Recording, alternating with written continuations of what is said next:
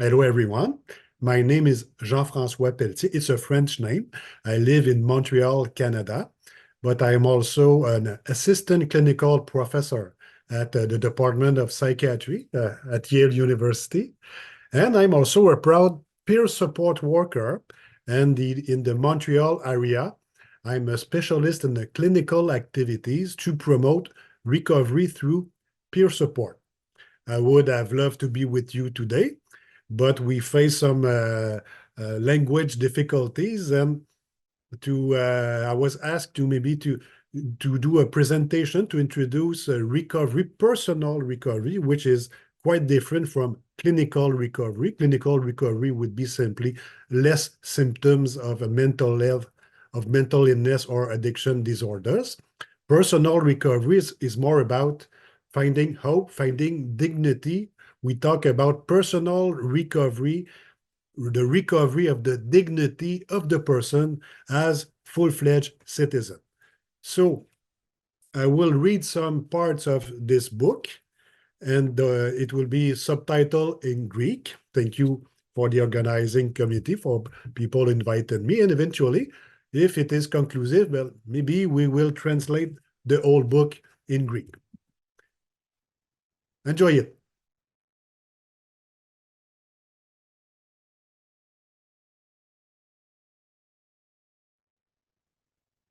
Recovery in mental health has been defined as a vision, as a movement, as a conceptual model, or as an immanent organizing principle.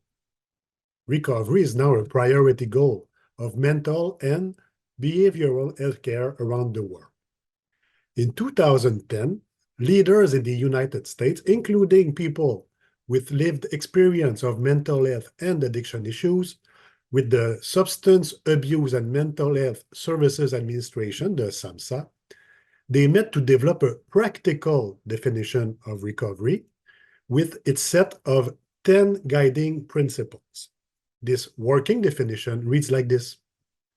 Following mental illness or substance use disorders, recovery is a process of change in which people improve their health and well-being, lead independent lives, and strive to achieve their full potential.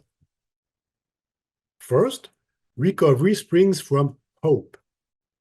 The belief that recovery is real is the essential and motivating key message for a better future. We can overcome the internal and external challenges, barriers, and obstacles we face. We can do it, and we do it. Hope is thus internalized, which can be fostered by our peers, families, caregivers, community partners, and others. Hope is the catalyst for the recovery process.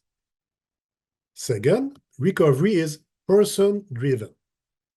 Self-determination is the foundation of recovery as we define our own life goals, our own trajectory to achieve them. We optimize our autonomy by guiding, controlling, and exercising our choices in the services that promote our recovery and our resilience. In doing so, we empower ourselves to make informed decisions, undertake our recovery, build on our own strength, and take or regain control over our lives. Third, recovery takes several paths. We are unique people, and we have distinct needs, strengths, preferences, goals, culture, and backgrounds, including experiences of trauma that affect and determine the path of our recovery. Recovery relies on the multiple capacities, strengths, talents, coping skills, resources, and intrinsic values of each of us. Our recovery journeys are highly personalized. They can include professional clinical treatment, medication, family and school support, faith-based approaches, peer support, and other approaches. Recovery is non-linear, characterized by continued growth and improved functioning, which may include occasional setbacks. These setbacks are an integral part of the recovery process, but they are not inevitable. It is essential to foster the resilience of each individual and of our families. For some, the goal will be to abstain from consuming alcohol, illicit drugs, and non-prescription drugs. In some cases, recovery journeys can be triggered by creating a favorable environment. Fourth, recovery is holistic.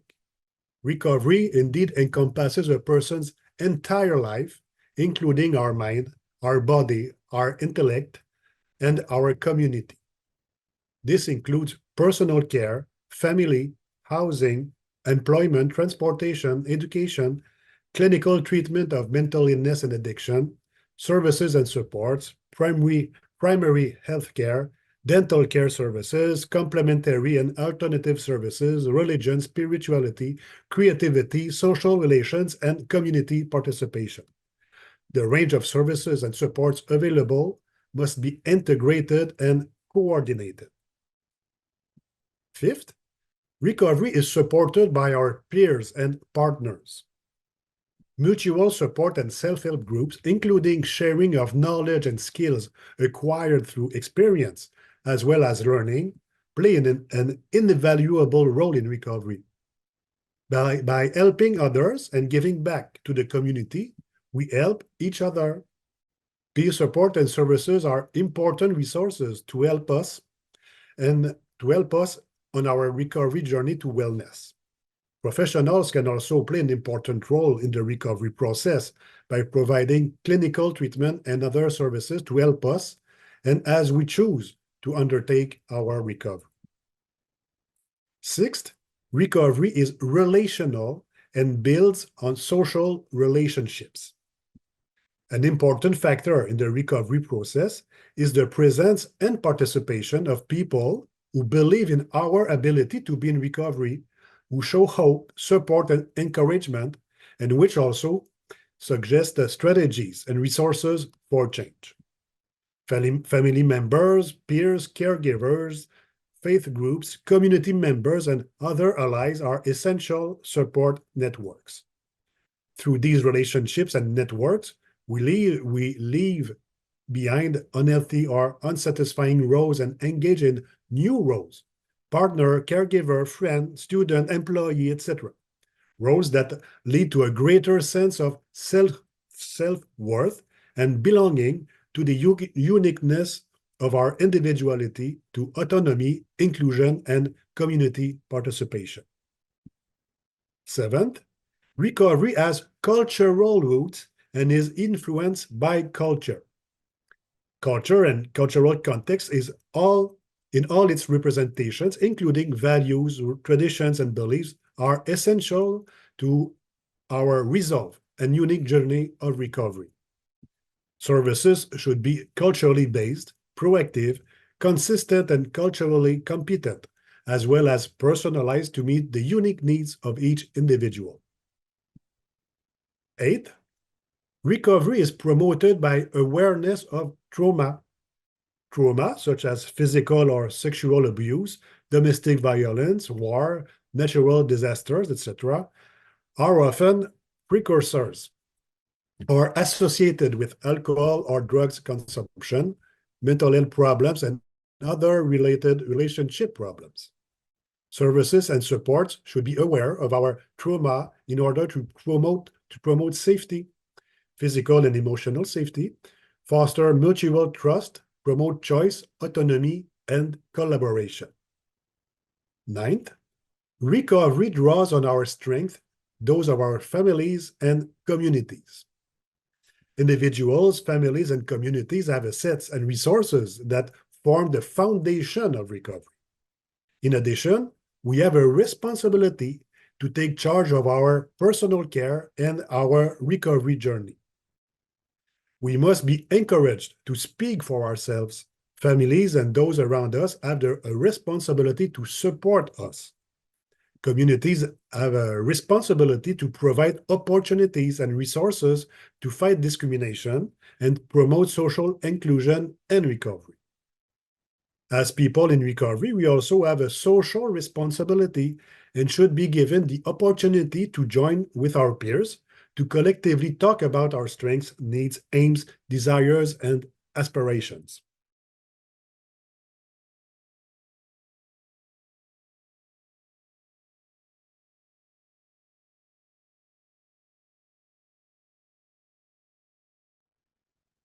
If there were only one word to choose from to sum up what recovery can mean, it would be the word hope.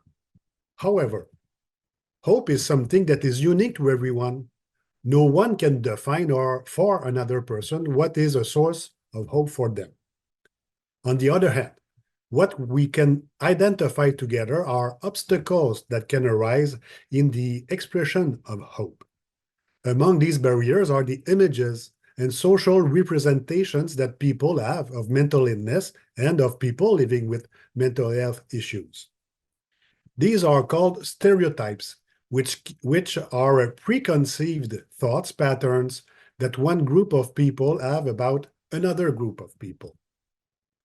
These stereotypes are the result of a whole imaginary world which does not reflect reality and which distorts the perception of facts. And when these false representations become judgments based on such unverified impressions, they are prejudgments, prejudice. Stereotypes about people living with mental illness or people said to be mentally ill include blame. It is suggested that these people could take care of themselves if they wanted to. There is also the presumption of dangerousness.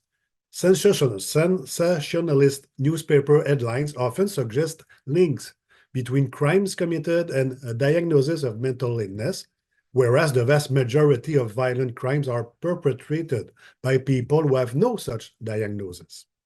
In addition, people living with mental illness are actually more often victims of violence than the rest of the population. The third component of stigma is the presumption of incompetence.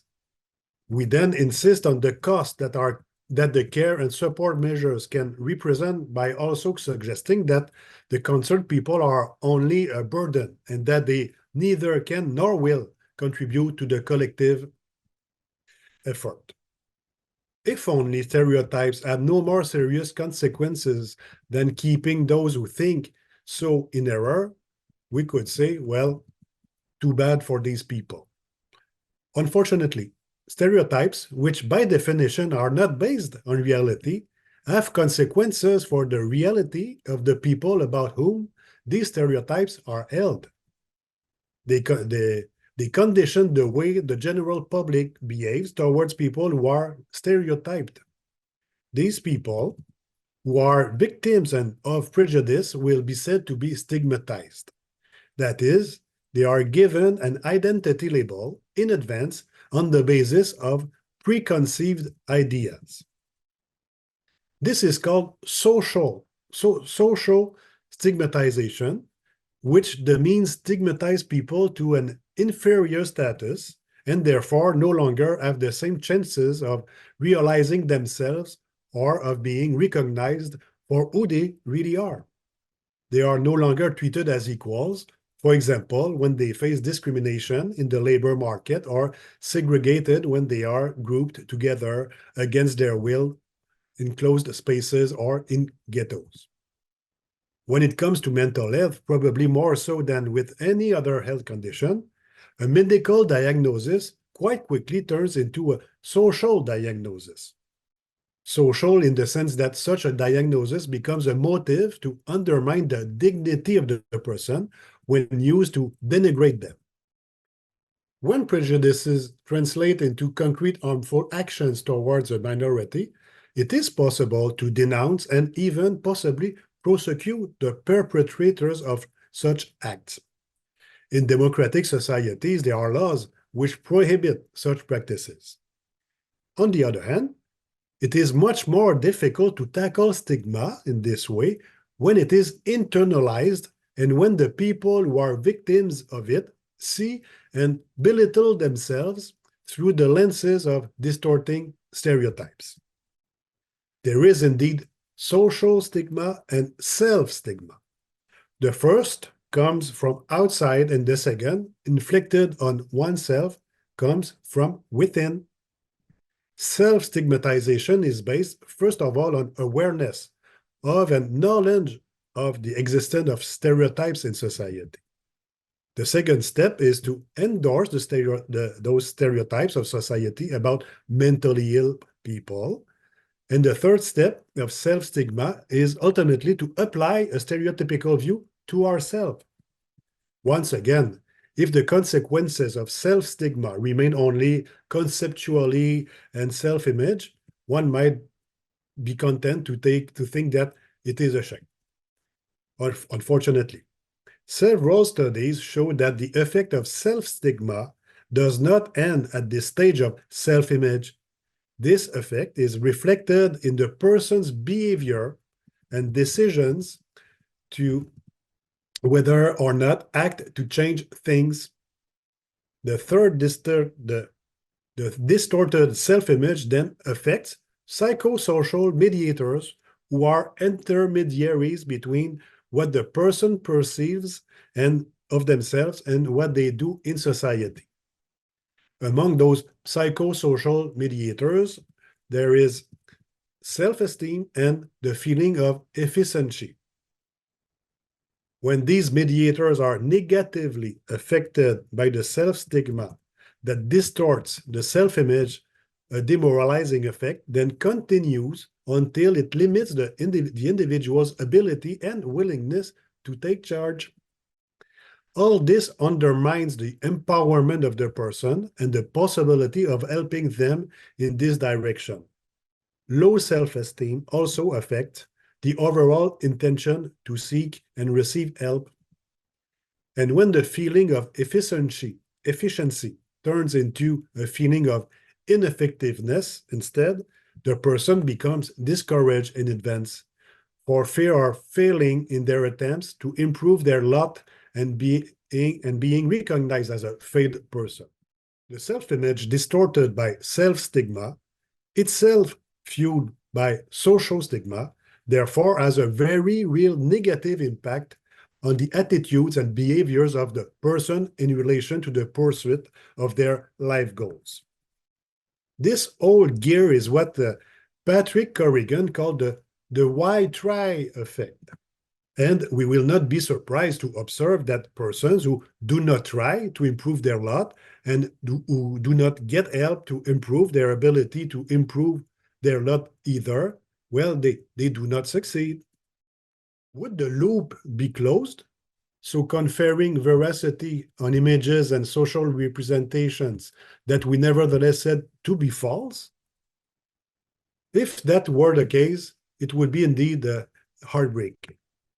Fortunately, the story does not end there. Interventions can indeed effectively counter and even reverse the why try effect. It is possible to develop a positive identity by interacting with members of the same group of individuals who face a common stigma. This helps to develop and maintain better self-esteem, both individually and collectively. This is why recovery-oriented interventions rely on the presence of consumers in the provision of care and services itself. These service users, especially the trained peer support workers, personify the hope for possible change as they are themselves examples of success and empowerment who very eloquently contradict fatalistic stereotypes. They have succeeded in freeing themselves from the grip of social stigmatization exerted on them as on the rest of society, and then that on self-stigma that they may have experienced at some point in their life. Peer support workers therefore embody hope and are trained to communicate it by fostering relationships of equality and reciprocity free from any stereotypes. And peer support workers, therefore, are there to help the service users to find their own personal recovery journey that may include or not progress on clinical recovery, which is about containing symptoms. Recovery is not synonymous with cure. We talk here about personal recovery, the recovery of the dignity of the person as a full citizen. Thank you.